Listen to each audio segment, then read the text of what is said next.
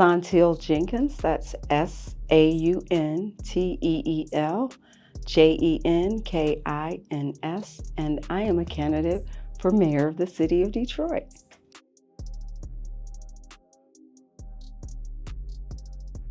People are important to me. Giving back, service is important to me.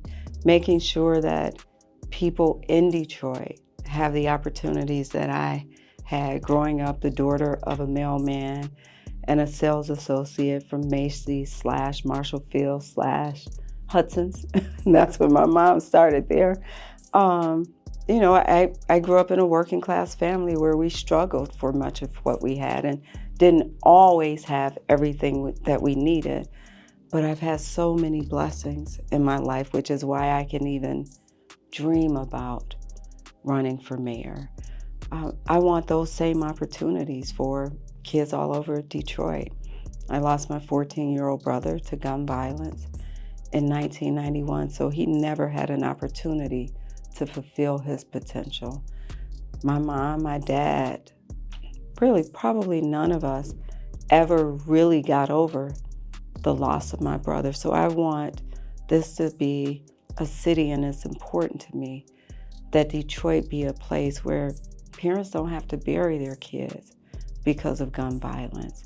I want Detroit to be a place where no matter how you grew up or where you come from, you have an opportunity. If you live on Dexter, you can be a doctor. If you grew up in Cody Rouge like me, you can be a CEO, where opportunities are endless.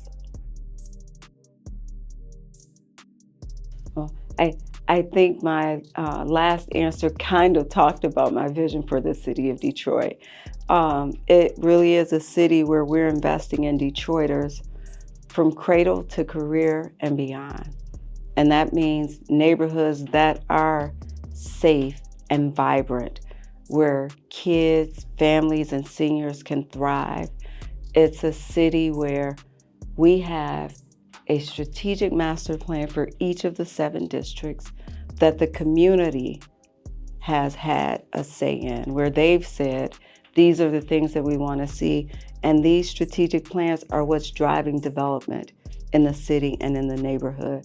The strategic plans are what's driving when and how we provide incentives to developers. We should be incentivizing people to bring the things that Detroiters have said we want and we need. So if you live in District 1 and the master planning process has determined we need a movie theater and 2 grocery stores, we should be saying, hey, developers, in District 1, if you want to build a movie theater and 2 grocery stores, we're going to give you incentives to do that. If you live in District 1, you get the highest number of incentives. If you live in the city but not District 1, you get higher incentives but not the highest. If you don't live in the city, there's still incentives to provide what residents want and need, but it's not as high as the first 2 we talked about. My vision is a city where police are a part of the community, and we're seeing them even during positive times, not just when something bad is happening. In so many neighborhoods in the city, still today, folks only see the police when something bad happens.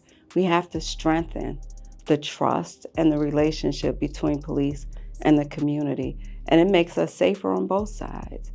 It's a place where we're safer because we're providing safe spaces and places for kids and seniors between the hours of 3 p.m. and 8 p.m., which are the most dangerous times for kids. And by the way, it is that time frame where we lost my brother. We have to have places that are safe for kids and where they can learn and grow and participate in all the things that help create strong men and women.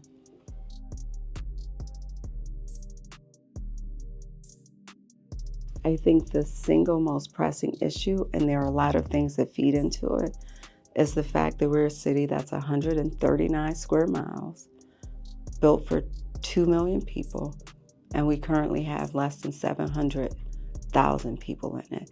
And making this a thriving city where it is safe and we have opportunities for all means that we have to realign the way we think about our city. And we have to be much more strategic, which goes back to that overall planning and doing planning in a different way. It means that we are learning how to repurpose land. It's putting homes that are thousands of homes right now that are still sitting vacant, putting them back on the tax rolls. We shouldn't have thousands of empty vacant houses and families that can't have a home to live in. So it's there are a lot of pressing issues, and they vary depending on who you talk to. But the biggest issue is learning how to make a city built for 2 million people a healthy, thriving city for the less than 700,000 that are here. In the first 30 days in office, I would say there are 3 things that I need to focus on. 1, make sure that there's a very clear understanding of where we are financially, our revenues and our liabilities. 2, make sure that I have a really strong team that is ready to deliver city services and put customer service at the forefront of everything we do. So our Department of Neighborhoods, making sure that the representatives there are out on the ground, ready, talking to residents. I've been talking to residents across the city for months about what Detroiters want and need, but as mayor, I'll have a different set of resources where I can continue to hear from people and make sure that as we are going out and doing the work and planning the work, that we're planning it with residents in mind. First, I agree, safety is still real. As I go to neighborhoods and we see the headlines, 50-year lows in crime, and there are neighborhoods where they're saying, hey, they must not be talking about us, right? Because they don't feel that 50-year low. So 1, it's again making sure there's a police presence. I believe in neighborhood policing, community policing. Our goal should be a police officer for every square mile, and people know who their beat cop is, because they should be walking the beat, literally. They should be stopping in the coffee shop and the donut shop to say hello. I'm Officer Jim. Just stopping by, you need anything? People need to know who their police are, and they need to see them, again, not just when there's a crisis. 2 is community violence intervention and continuing to work with folks on the ground who understand it. And then 3 is providing those opportunities for our young people so that they have positive options. I know I keep going back to this planning process, but it's so important. And one of the reasons that the master planning is important for small businesses is because we're very intentional and strategic. So we're driving critical mass in a way that is supporting small businesses. First, we have to provide capital and resources for small businesses, especially Black businesses and women-owned businesses in a city like Detroit. But when we provide the capital and resources, we should be making sure that we're setting them up for success. So, my mother makes the best pound cake you will ever taste. But because she makes a good pound cake doesn't mean she'll run a good bakery, right? So it's working with people to make sure that they're prepared to run a business. And then maybe the corner that you grew up on is not the best corner. While that's where your heart is, we want you to be where people are, because you need foot traffic. Otherwise, you're going to put your entire life savings in. You have a grand opening. 6 months, a year later, you have a grand closing, because there isn't enough critical mass to keep you going. Planning accounts for all of those things. We can say to you, this is where the development is happening. This is where people are moving. This is where you have the greatest likelihood of success. So we have to be intentional and support our businesses, our small businesses, as it relates to economic opportunities, training, education. And I know college is not for everybody, but learning is for everybody. We have to create a community culture where we are celebrating and where we believe in learning for everybody. Our summer job programs and after-school job programs have to be much more intentional, where we are leading kids to lifelong careers, whether that's through apprenticeships, skilled trades, or college. We have to make sure kids have access to those opportunities, and that companies are being much more intentional versus having a summer job where I'm filing. I should be learning about communications if that's what I'm interested in. I should be learning about tree trimming or pick something, engineering, if those are the things that I'm interested in. I always use my husband Carl as an example because his high school co-op, which is what we call the after-school programs, was at Mishcon, the old gas company. He started there as basically a high school intern, and when he left, he was a department director because we were being intentional about channeling kids into careers. That's what we have to do more of.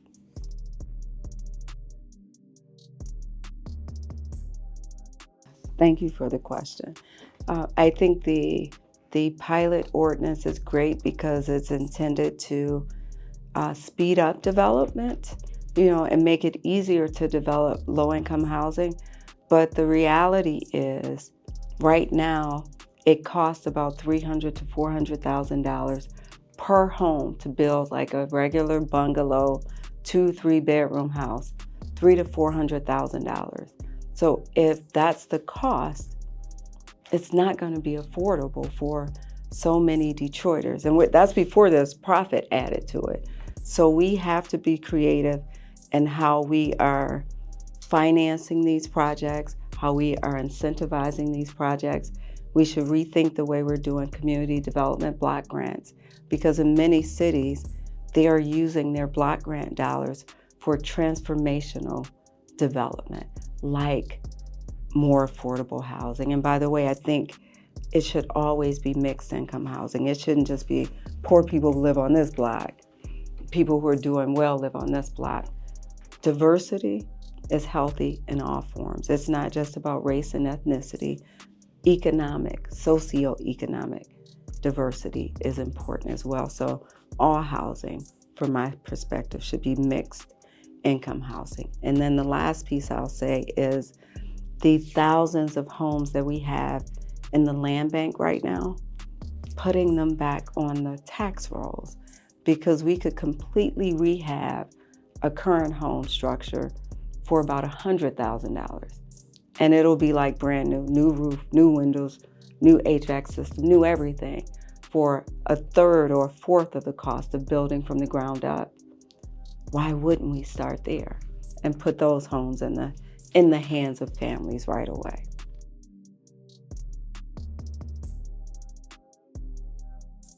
I love that question. There are a couple of things. One, before I'm done, you all are going to say, if you tell me one more time about strategic master planning, but one, that is a part of it, right? It is making sure that the development is development that we want, development that honors our history and our culture, development that includes us. And the best way to have development that is inclusive is to have a planning process that is inclusive. That's why it is so important. I think that most Detroiters want to see the city grow and thrive.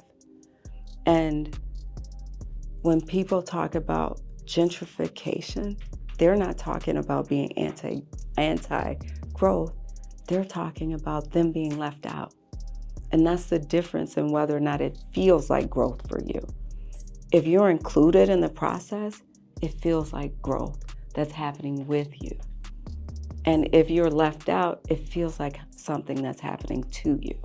So we got to make sure that we're part from the beginning so that we're honoring our culture and our history and our heritage.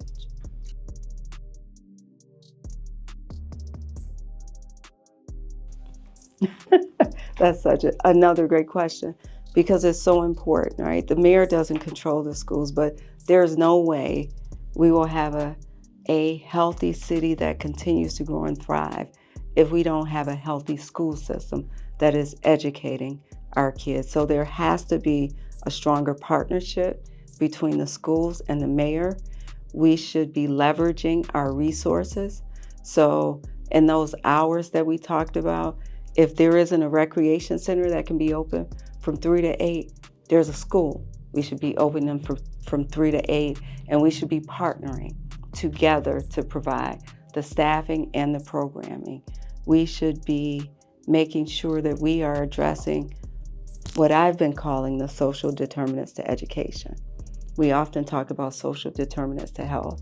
They're the same things that impact education for kids, right? It's environmental stressors. It's what's happening in the home and around the home.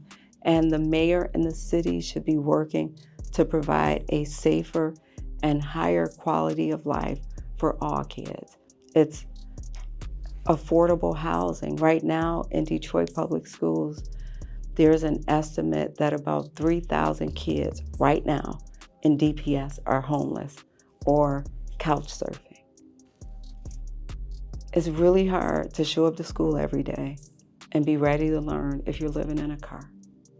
So we have to address those issues that are impacting quality of life for our kids in order to help them learn and thrive in school. What sets me apart from other candidates, I believe, that is my lifetime of service. This isn't new for me. I'm not running for mayor for a job. I had a fantastic job. I'm running for mayor because I believe at this moment in our city's history, a social worker is the perfect person for the job. I have had experience in nonprofit, for-profit, education, government. All of those areas are areas that the mayor needs to understand and be able to work with. Our next mayor won't have nearly the amount of resources the last mayor had. So we'll have to be able to build coalitions with the business community, with philanthropy, with nonprofits, and with government on the state and federal level. I've done all of those things. And my story, my personal life story is a Detroit story. You know, I grew up in a struggling family, a working family. I've worked my way through school in my 9-year, 4-year plan where it took me 9 years to get my bachelor's degree, but I made it, right? There are so many stories like that in the city of Detroit. There are Detroiters who unfortunately have lost loved ones to gun violence. So I know what they're going through and I see them.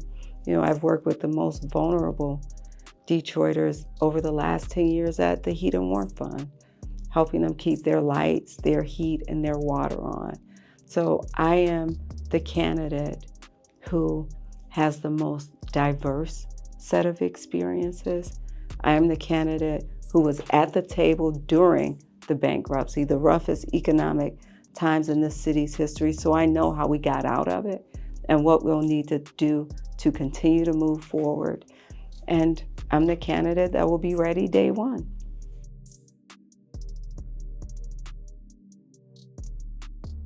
The most important lesson I learned in my political career, I would say is twofold. The first is the importance of building coalitions, and that's coalitions at every level, because politics change, but issues don't.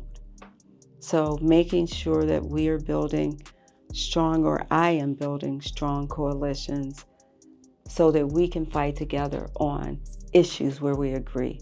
We won't necessarily agree on everything, but you can always find advocates who will agree where you can agree in some areas.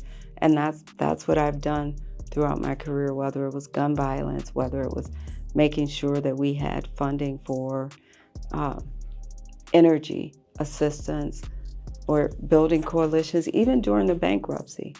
Building those coalitions has been important. And then the last one is I will just say what my mentor, Miriam Mahaffey, said to me, which was social workers put Band-Aids on wounds caused by poor public policy. And she talked about the importance of getting in on the front end to create good policy because it minimizes the damage on the back end. So that's something that I've carried with me throughout my social work and political career.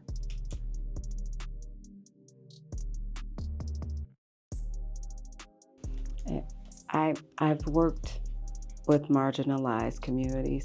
Depending on who you talk to, I came from a marginalized community, right? So I understand the need to not only continue to work with people across this city, no matter where they came from or what their circumstances are.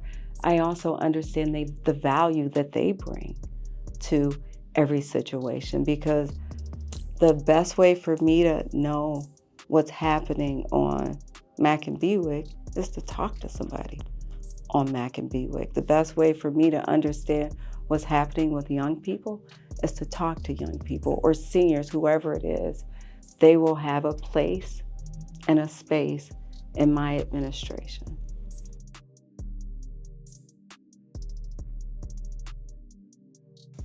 First, I will give kudos to the mayor for the increase or the proposed increase in this year's budget of about $20 million. Part of it is resources and making sure that DDOT has the resources that are needed for a safe, clean, reliable transit system. But it's still not enough. So we have to make sure there are enough resources. We have to make sure that the routes make sense to connect people to jobs, to cultural centers, to entertainment. There are a lot of people, especially the younger generation, who don't believe they should have to have a car to get around. So we have to make sure that our buses are able to get people from point A to point B, and that they're doing it on time and in a way that makes sense.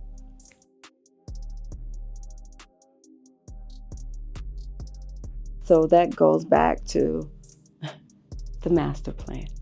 It should include not just land use, it should include future growth, it should include climate change and resiliency within communities. So as we're building, we should be building with resilience in mind.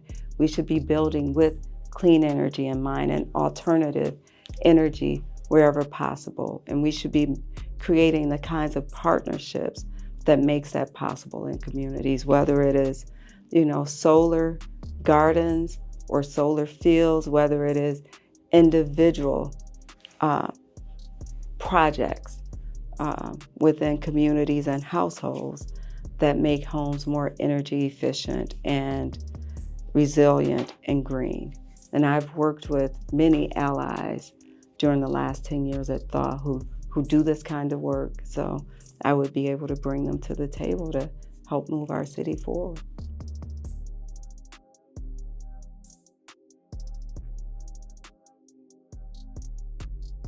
That's a great question. And actually, when you include all of the federal dollars plus the dollars that we also got from Wayne County, it's about $949 million.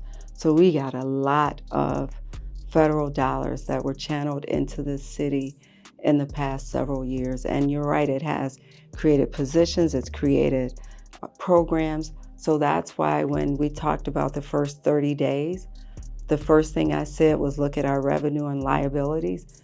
It's really important for us to understand where we are in order to plan for how we move forward. In addition to those programs and liabilities, the next mayor will have pension payments that had been delayed for 10 years. Those will be going away. Grand bargain payments that have been coming for 10 years will also not be available. So our fiscal reality will be completely different moving forward than it has been.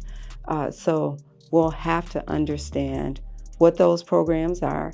We'll have to have some conversations. It's going to have to include the community and city council to determine what are those services, programs, positions that we want to make sure that we continue and have the money to pay for, and what are those services, programs, and positions that were meant to be short-term or one-time.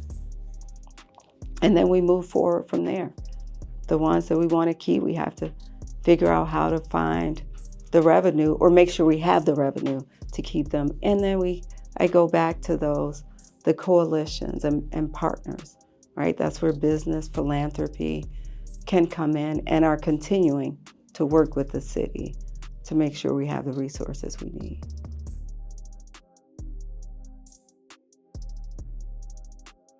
Yes.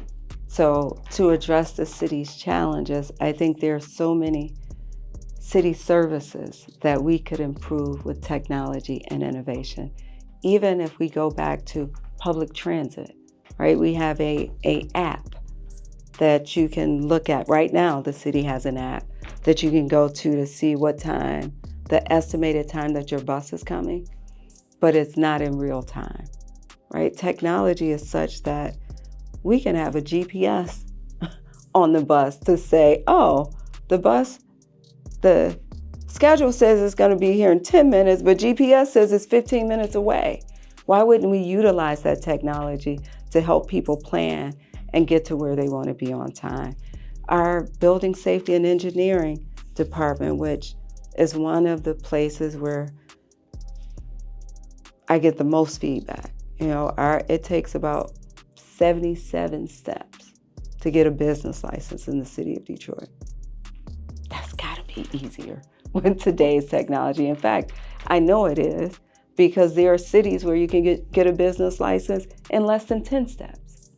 We can do that too, use technology and innovation to make it much easier for people, for businesses, and make our processes easier. The other piece I'll say is with innovation, we have to lean into, and we've started, but lean even more into technology as a place where we're preparing our young people for jobs of the future and attracting those companies here.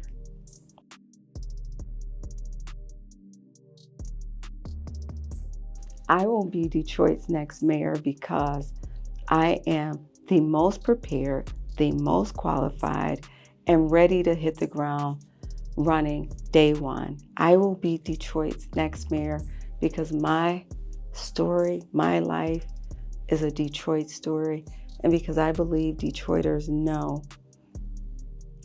that I am in this for the right reason and that I will always work on their behalf just as I've done my entire adult life.